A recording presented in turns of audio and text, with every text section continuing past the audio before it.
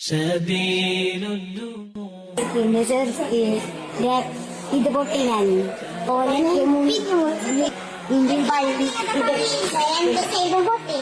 മറ്റേ ചെരുപ്പ് എടുക്കട്ടെ നോക്കട്ടെ. മറ്റേ ചെരുപ്പ് എടുത്ത് കയ്യിലെടുത്തേ, ടീച്ചറെ കയ്യിലെടുത്തേ. വേറെ ചെരുപ്പില്ലേ എനിക്ക്? അതായത് ഒരു കുട്ടി ടീച്ചറുടെ മുന്നിൽ വേറൊരു കുട്ടി ആ കുട്ടീനെ കൊണ്ട് വരികയാണ്. ഒരു ചുമന്ന ചെരുപ്പ്, അതിൻ്റെ വാറൊക്കെ പൊട്ടി.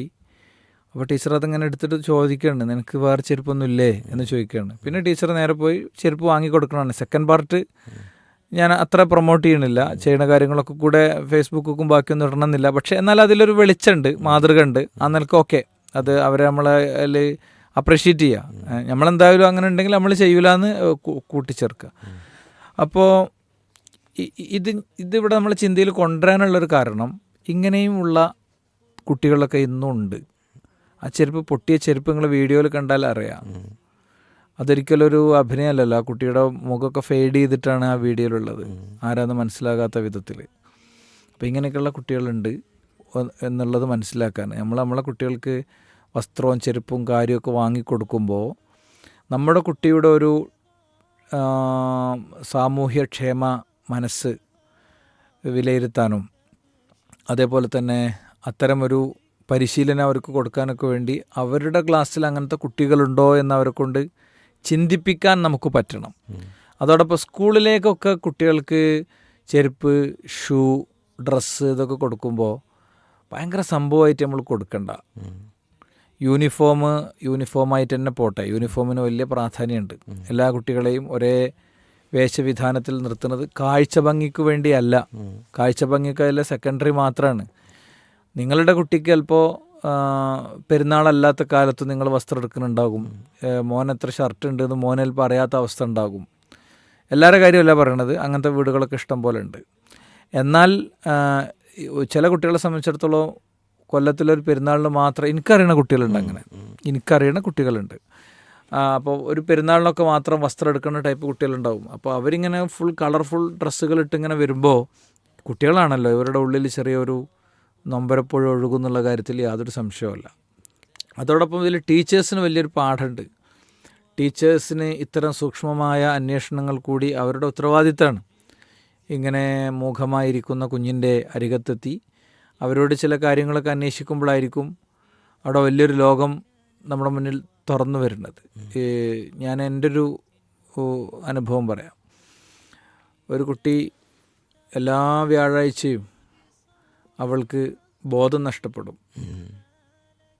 അപ്പം ഉമ്മാനോട് വെച്ച് പറഞ്ഞു, കടലിൽ നിന്നൊരു ജിന്ന് വരുന്നുണ്ടെന്നാണ് ഉസ്താദ് പറഞ്ഞതാണ്. ഞാൻ പറഞ്ഞത് ഒരു ജിന്ന് വരുന്നുണ്ട്. അപ്പോൾ ആ കുട്ടിയെ കുറച്ചൊരു തെറ്റായ രീതിയിൽ ഒരാൾ ഹാൻഡിൽ ചെയ്യുന്ന ഒരു സാഹചര്യം ഉണ്ടായിരുന്നു. ആ വിഷയത്തിൽ നമുക്ക് അൽഹംദുലില്ലാ ഭംഗിയായി ഇടപെടാൻ സാധിച്ചു. ഞാൻ പറയാൻ ശ്രമിക്കുന്ന കാര്യം, തീർച്ചയായും ഇത്തരം ചില സൂക്ഷ്മ പരിശോധനകൾ നമ്മുടെ അടുത്ത് നിന്ന് എല്ലാവരുടെ അടുത്തു നിന്നും ഉണ്ടാവേണ്ടതാണ്. ടീച്ചേഴ്സ് എന്നുള്ള നിലക്ക് നമ്മൾ കൃത്യമായി പരിശോധിക്കേണ്ടതാണെന്നുള്ളൊരു ചിന്ത വരുന്നു. അതേപോലെ ഇനി എന്തൊക്കെയാണെങ്കിലും, എത്ര ദാരിദ്ര്യം ഉണ്ടെങ്കിലും എത്ര പ്രശ്നം ഉണ്ടെങ്കിലും ചെരുപ്പൊന്നും ഇത്ര പൊട്ടാൻ നിൽക്കരുത്. മക്കൾക്ക് വേദനിക്കും, ചെറിയ കുട്ടികളല്ലേ, അവർക്ക് അത്ര. പിന്നെ ചിലപ്പോൾ എന്താ വെച്ച് കഴിഞ്ഞാൽ ഒരു ചെരുപ്പ് വാങ്ങാനുള്ള പൈസ പ്രശ്നം മാത്രമാവില്ല, രക്ഷിതാക്കൾക്ക് ഇങ്ങനത്തെ കാര്യത്തിലൊന്നും വലിയ ശ്രദ്ധ ഉണ്ടാവില്ല. കുട്ടികളുടെ വേഷം, വസ്ത്രം, ഈ ബട്ടണൊക്കെ പൊട്ടിയിട്ട് ഒക്കെ വരും, അയൺ ചെയ്യാത്ത ഷർട്ടൊക്കെ ഇട്ട് കുട്ടികളൊക്കെ വരും. ഞാൻ പൊതുവേ അങ്ങനെ കണ്ടാൽ തുടർച്ചയായി കണ്ട പാരൻസിനൊക്കെ വിളിക്കലുണ്ട്. ഞാനല്ല, പല അധ്യാപകരും അങ്ങനെ വിളിക്കാറുണ്ട്. അപ്പോൾ നമ്മളെ ഇത്തരം കാര്യങ്ങളൊക്കെ ശ്രദ്ധിക്കണം എന്നുള്ളൊരു വിഷയം ഉയർത്താൻ വേണ്ടിയിട്ടാണ് ചിന്തയിൽ നമ്മൾ ഇങ്ങനത്തെ ഒരു പോയിന്റ് കൊണ്ടുവന്നത്. ഈ നമുക്ക് ചിലപ്പോൾ കുറേ ആവശ്യങ്ങളുണ്ടാവും. നമ്മുടെ ആവശ്യങ്ങൾ അത് വളരെ വലുതുമായിരിക്കും. ഓരോരുത്തർക്കും അവനവന് ലക്ഷ്യം വെച്ച സംഗതിയിലേക്ക് എത്താൻ അവൻ്റെ സാമ്പത്തിക അവസ്ഥയോ അവൻ്റെ സമയമോ ഒക്കെ വെച്ച് നോക്കുമ്പോൾ അത് വലിയൊരു അധ്വാനമുള്ള കാര്യങ്ങൾ പലപ്പോഴും ഉണ്ടാവും. അപ്പോൾ നമ്മുടെ ആവശ്യങ്ങളെല്ലാം തീർത്തുകൊണ്ട് മറ്റൊരാളെ സഹായിക്കാം എന്ന് തീരുമാനിച്ചാൽ നമുക്കൊരിക്കലും മറ്റൊരാളെ സഹായിക്കാൻ കഴിയില്ല.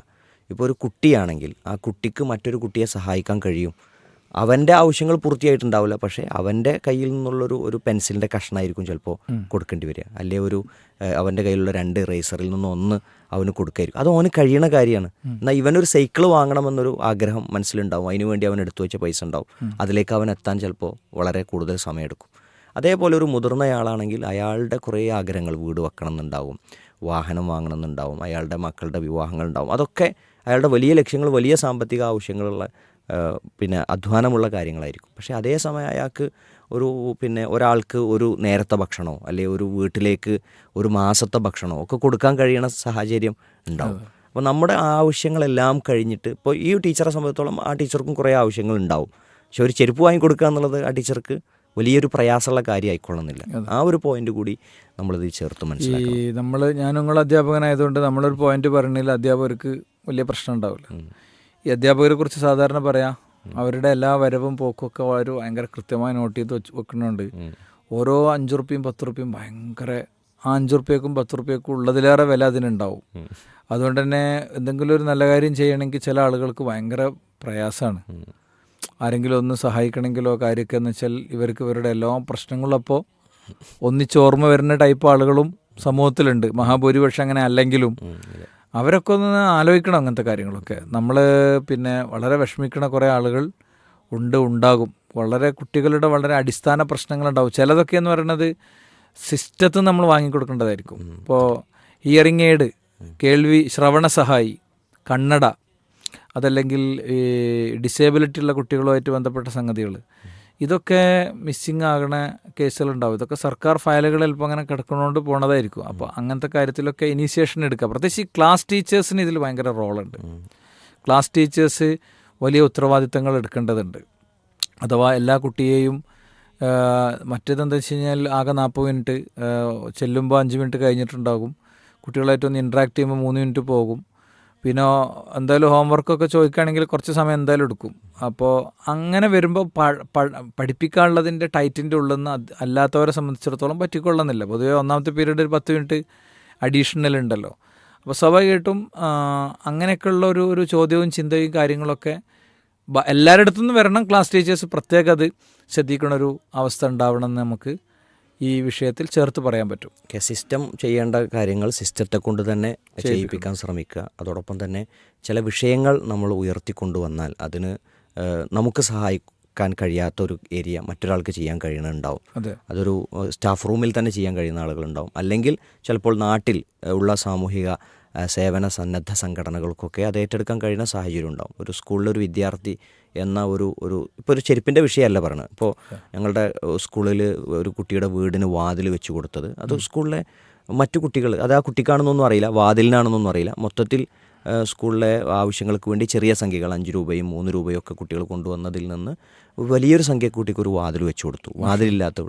അതേപോലെ സാമൂഹികമായി തന്നെ ഏറ്റെടുക്കാൻ അത് ഉയർത്തിക്കൊണ്ടുവരിക എന്നുള്ളത് കൂടി വിഷയം. ഇതിലിപ്പം ആ വിഷയം ഒരുപക്ഷെ ഏതെങ്കിലും ഒരു വ്യക്തിയോട് പറഞ്ഞാൽ ആ വ്യക്തിക്ക് സിമ്പിളായി ചെയ്തു കൊടുക്കാവുന്ന കാര്യമായിരിക്കും.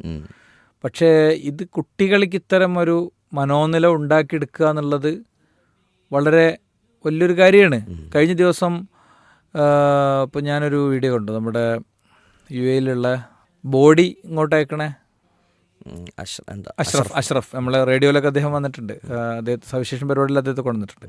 അദ്ദേഹം വളരെ വൈകാരികമായി സംസാരിക്കുന്ന ഒരു വീഡിയോ ഉണ്ട്. ഒരു ദിവസത്തെ ചിന്തക്ക് വേണമെങ്കിൽ അത് എടുക്കാൻ പറ്റുന്ന അത്ര നല്ലൊരു സാധനമാണ്. അപ്പോൾ അദ്ദേഹം പറഞ്ഞത് ഒരു ബോഡി അവിടെ തന്നെ മറവീണ കാര്യം കുടുംബത്തോട് സംസാരിച്ചപ്പോൾ വലിയ ചിലവ് വരും എന്ന് പറഞ്ഞപ്പോൾ എന്നാൽ ഞാൻ നിങ്ങളവിടെ മറവ് ചെയ്തോളി, ഞാൻ അതുകൊണ്ട് ഈ കടാകണ്ടല്ലോ എന്ന് ഈ സ്ത്രീ പറയാണ്, മരിച്ച വ്യക്തിയുടെ ഭാര്യ പറയാണ്.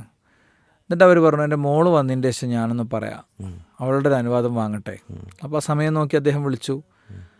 അപ്പോൾ ഈ കുട്ടി ചോദിച്ചു എന്നാണ്, ഞാൻ ഞങ്ങളെ ടീച്ചറോട് പറയാം എൻ്റെ സ്കൂളിലൊരു കുട്ടിക്ക് വീട് വെച്ചു കൊടുക്കാൻ പിരിച്ചിരുന്നു, അതേപോലെ പിരിച്ചോളും, എൻ്റെ ഉപ്പാൻ്റെ ബോഡി ഇങ്ങോട്ട് കൊണ്ടുവരുമോ എന്ന് ചോദിച്ചു എന്നാണ്.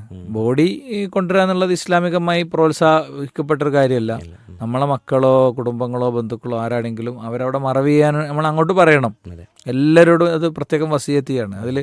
അതിലൊരു ദീനതാണ് മരിച്ച അങ്ങനെ കൊണ്ടു നടക്കുക എന്നുള്ളതൊരു ശരിയായ രൂപമല്ല. പരമാവധി കൊണ്ടു നടക്കാത്ത, പരമാവധി മരിച്ചതിൻ്റെ അടുത്ത ദൂരത്ത് എവിടെയാണോ കിട്ടുക അവിടെയാണ് ശരിക്കും മറവ് ചെയ്യേണ്ടത്. അതോടൊപ്പം എന്താണെന്ന് വെച്ച് കഴിഞ്ഞാൽ ഇതിൽ നമ്മൾ പ്രത്യേകം പറയേണ്ട ഒരു കാര്യം, ഈ ബോഡി പ്രത്യേകമായൊരു രീതിയിലേക്കും കോലത്തിലേക്കൊക്കെ മാറ്റുന്ന ഒരു അവസ്ഥ യഥാർത്ഥത്തിൽ ഇതിലുണ്ട്. അപ്പോൾ ഞാൻ അത് പറയാൻ വേണ്ടിയിട്ടല്ല, അതിൽ നിന്ന് ഇങ്ങനത്തെ ഒരു മെസ്സേജ് ആരും എടുക്കണ്ട. പക്ഷെ ആ കുട്ടിക്ക് എൻ്റെ ടീച്ചറുണ്ട്, എന്നെ സഹായിക്കും എന്നൊരു ഫീല് അവിടെ സൃഷ്ടിക്കാൻ പറ്റിയത് എന്തുകൊണ്ടാണ്? ആ സ്കൂളിൽ അങ്ങനത്തെ ഒരു കാര്യം നടന്നതുകൊണ്ടാണ്. അത് നമ്മൾ അങ്ങനെ തന്നെ മെൻഷൻ ചെയ്യണം. ഈ സ്കൂളിലേക്ക് ഫുഡൊക്കെ കൊടുത്തേക്കുമ്പോൾ പ്രത്യേകിച്ച് കോഴി ഇങ്ങനത്തെ ഒക്കെ കൊടുത്തേക്കും. എല്ലാ വീട്ടിലൊന്നും എന്നും കോഴി ഉണ്ടാവില്ല. എൻ്റെ സ്കൂളിൽ ഇബ്രാഹിം മാഷ് ഉണ്ടായിരുന്നു. ഇബ്രാഹിം മാഷ് അള്ളാഹുദത്തിന് ദീർഘായുസ്സും ആഫിയത്തൊക്കെ കൊടുക്കട്ടെ. ഇബ്രാഹിം മാഷെ മോളിപ്പുണ്ട്, ഞങ്ങൾ കൂടെ ഉണ്ട്. അപ്പോൾ പിന്നെ അദ്ദേഹം റിട്ടയർ ചെയ്ത് പോകുമ്പോൾ ഞാൻ അദ്ദേഹത്തോട് ചോദിച്ചു, ഒരു സ്പെഷ്യലായിട്ടുള്ളൊരു ഉപദേശം നിങ്ങൾ എനിക്കെന്താ തരികയെന്ന് ചോദിച്ചു. അപ്പോൾ ഇങ്ങനെ ആലോചിച്ചിട്ട് ഞങ്ങളിങ്ങനെ അറബിയിൽ സംസാരിക്കുമായിരുന്നു. അപ്പോൾ എന്നിട്ട് അറബി സംസാരിക്കും. അപ്പോൾ മൂപ്പര് പറഞ്ഞു, അൻതസൂറ കുല്ലയവും എന്താ ഗദാ ഫി കുല്ലി ഗർഫ, എല്ലാ റൂമിലും എല്ലാ ക്ലാസ് റൂമിലും എന്ത് ചെയ്യണം, ഒന്ന് പോകണം. അവിടെ ഉണ്ടാകും കുറേ കുട്ടികൾ, ഇത് തുറക്കാൻ പറ്റാത്ത ആൾക്കാരുണ്ടാകും എന്ന് പറഞ്ഞിരുന്നു. അപ്പോൾ എല്ലാ ക്ലാസ്സിലൊന്നും ഞാൻ പോകാറില്ലെങ്കിലും ഞാനുള്ള ക്ലാസ്സിൽ ഒന്നിങ്ങനെ ജസ്റ്റ് വെയിറ്റ് ചെയ്ത് തൊട്ടപ്പുറത്തെ ക്ലാസ്സിലൊക്കെ ഒന്ന് കയറിയിട്ടാണ് പൊതുവെ നമ്മൾ വരിക. അപ്പം പാത്രം തുറക്കാൻ കിട്ടാതെ കുറേ കുട്ടികളുണ്ടാവും. യു പി കൊണ്ട് വലിയ പ്രശ്നമല്ല, എൽ പി യിൽ ശരിക്കും ഉണ്ടാവും. നമ്മൾ എൽ പി അല്ലാത്തതുകൊണ്ട് എൽ പിക്ക് നമ്മളങ്ങനെ പോകാറില്ല. പക്ഷേ കുട്ടികൾ നമ്മുടെ അടുത്ത് ഓടിക്കൊണ്ടുവന്ന് തരും. അപ്പോൾ ഇത് നമ്മൾ കാണുന്നൊരു കാഴ്ച എന്ന് പറയുന്നത്, കുറേ കുട്ടികളുടെ അടുത്ത് കോഴി ഉണ്ടാകും, കുറേ കുട്ടികളുടെ അടുത്ത് ഒന്നും ഉണ്ടാവില്ല. മനസ്സിലായില്ലേ? വെറും സ്കൂളത്തെ ഒരു സംഗതി. ഇപ്പോൾ മക്കൾക്ക് എന്തെങ്കിലുമൊക്കെ ഒന്ന് ഉണ്ടാക്കി കൊടുക്കുക എന്നുള്ളത് കഴിയാത്ത വീടുകളൊന്നുമില്ല. സ്കൂളിൽ 2-3 കറിയൊക്കെ ഉണ്ടെന്നുള്ളത് ശരി തന്നെയാണ്. പക്ഷെ ഒരു പാത്രത്തിൽ നമ്മൾ കൊടുക്കുന്നത് കിഴങ്ങ് പൊരിച്ചതല്ല, മറിച്ച് സ്നേഹമാണ് കൊടുക്കുന്നത്, നമ്മുടെ കരുതലാണ് കൊടുക്കുന്നത്. നമ്മളുള്ളപ്പോഴേ അതൊക്കെ നടക്കുള്ളൂ, നമ്മളുണ്ടാകുമ്പോഴേ അതൊക്കെ നടക്കുള്ളൂ. അത് കൊടുക്കുമ്പോൾ കറക്റ്റ് ആ കുട്ടിക്കുള്ള അത് മാത്രമല്ല, ആ ഇരിക്കണ ബെഞ്ചും വരെ 4 ആളുണ്ടാവുമെന്ന് കാണണം. മനസ്സിലായില്ലേ? റയർ ഫുഡാണെങ്കിൽ അത് കുറച്ചും കൂടി അധികം എന്ത് ചെയ്യണം, കൊടുക്കണം. അല്ലെങ്കിൽ റയർ ഫുഡ് കൊടുക്കരുത്. ആ മക്കളെ പറഞ്ഞ് പഠിപ്പിക്കണം, അത് ഇങ്ങനെയൊക്കെയാണ് മോനെ, ഇങ്ങനെ. അതിലൊരു പാഠമുണ്ട്, അതിലൊരു പഠിപ്പിക്കലുണ്ട്.